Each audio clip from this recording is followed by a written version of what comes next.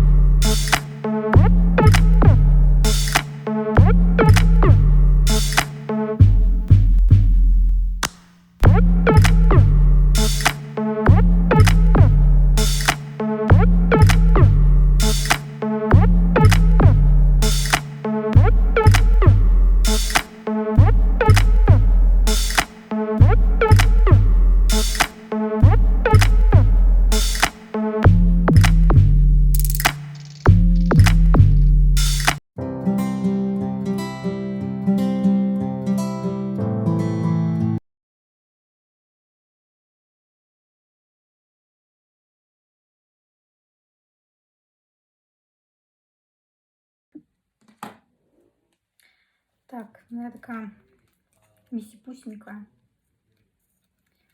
Пробуємо, що в неї влізе. Гаманець, помада. Саме головне, щоб телефон вліз.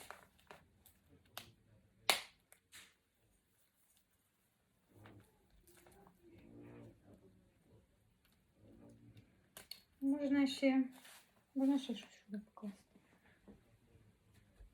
Якийсь крем. Чи парфум.